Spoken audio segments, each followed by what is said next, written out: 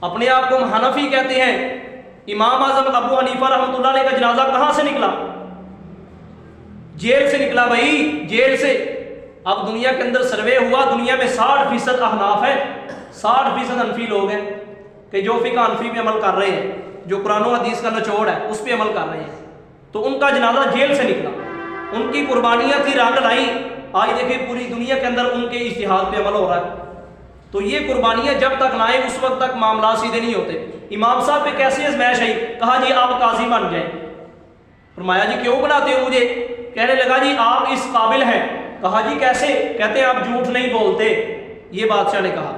کہا اچھا میں جھوٹ نہیں بولتا؟ نہیں بھی میں تو اس قابل نہیں ہوں، یہ امام صاحب نے کہا۔ تو فوراً وہ جو بادشاہ تھا وہ کہنے لگا بھائی آپ جھوٹ بولتے ہو، آپ اس قابل ہو۔ فرمایا یہ دیکھو میں نے جھوٹ تو بول دیا۔ اب بادشاہ کو بڑا غصہ آیا، اس نے کہا کہ یار یہ کیسا ہے، میرے اوپر رد کر رہا ہے، میں بادشاہ ہوں۔ ہمارے جیسے بادشاہ نہیں ہوتے تھے، ان کی پوسٹیں اور ان کی شکلیں بگاڑ کے فیس بک پہ چڑھا دو۔ اس وقت کسی کی جرت نہیں ہوتی تھی، پکڑ کے سرے عام چوک کے اندر لٹکا دیتے تھے اگر بادشاہ کی کوئی توہین کرتا، یا بادشاہ کے حکم کی کوئی توہین کرتا، یا اس کے نام کی توہین کرتا۔ تو امام صاحب کو صرف اتنی بات پہ جیل میں ڈال دیا گیا۔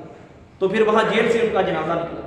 آخر میں بتایا کہ آپ کو آج جہاں سب بے وفا ہوں کوئی وفادار بھی تو ہوتا ہے نا، وہاں کا دربار کہنے لگا حضرت آج آپ کو زہر دیا جائے گا دودھ میں ملا کر۔ فرماتے ہیں میں نہیں پیوں گا۔ جب دودھ لایا گیا تو امام صاحب فرمانے لگے میں دودھ نہیں پیوں گا۔ کہا جی کیوں؟ کہا اس میں زہر ہے۔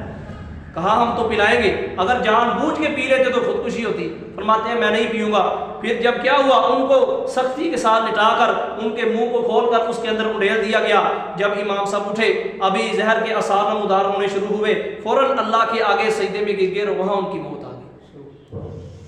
یہ ان لوگوں نے قربانیاں دی ہیں۔ یہ قصے بہت عجیب ہے۔ تو نبی علیہ الصلوۃ والسلام کو اللہ نے نبوت عطا فرمائی، اور پھر وہ شاعر کہتا ہے نا ہر کوئی فدا ہے بن دیکھے دیدار کا عالم کیا ہوگا۔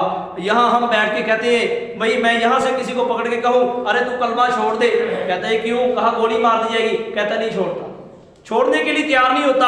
ارے 1400 سال گزر گئے، تو نے حضور علیہ السلام کو دیکھا نہیں، قربان کیسے؟ ابھی یہ حالت ہے۔ اور پھر اس وقت صحابہ اکرام کے عجیب نظارے ہوں گے۔ اللہ رب العزت ہمیں صحیح سمجھ عطا فرمائے، صحابہ اکرام جیسا ایمان اللہ رب العزت ہمیں نصیب فرمائے۔ وآخر دعوانا الحمد للہ رب العالمین۔